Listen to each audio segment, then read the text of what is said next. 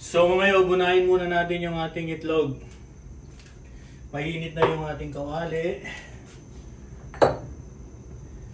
So ilagay na natin yung ating itlog.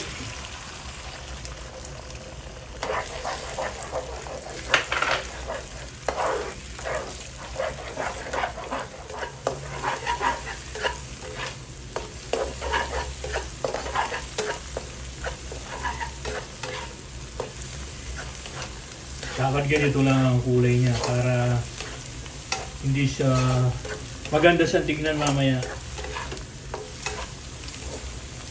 Tsaka maliit ang hibla. Patayin na natin yung ating kalan. Ready na to. Then iset aside na. Ngayon ang susunod naman, naglalagay ako ng chorizo. Chinese ito. Diyan sa Pilipinas, meron tayong nakalata dyan eh. Ito, Chinese ito. Chinese ito. Nabubulol na ako. Lagyan natin ng konting mantika.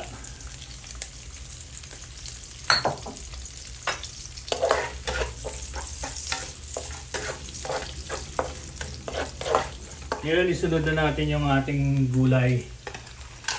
Yung ating carrots and green peas. Frozen kasi ito eh. Kaya unahin na natin. Oh, lumipad. Sayang. Lagay na natin yung ating hipon.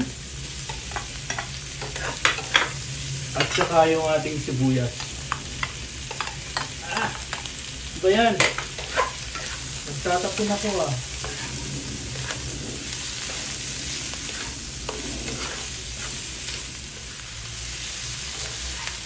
Ngayon, nagpipimpis na yung ating hipon.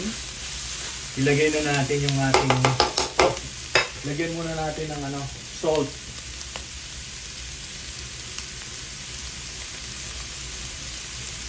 Salt at saka soy sauce.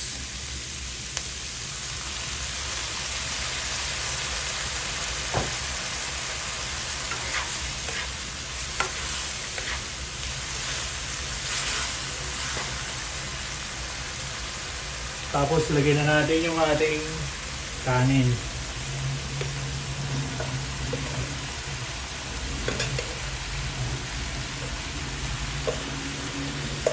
Alam niyo ang ginamit kong kanin, basmati. Kasi gusto ko buhaghag.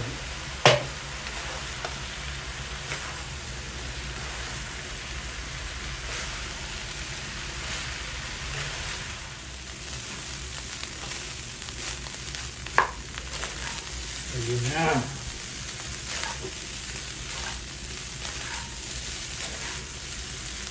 Ngayon, ilagay na natin yung ating itlog.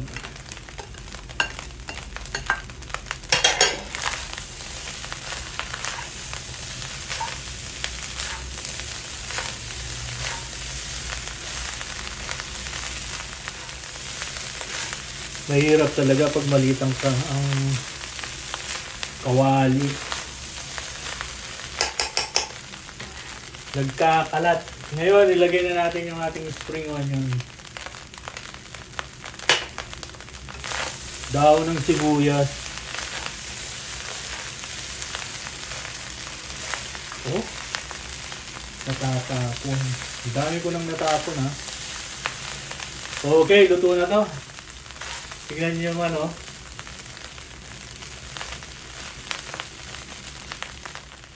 Ngayon, sandok na tayo. Ito na yung ating mahiwagang plato. Wow. Oops.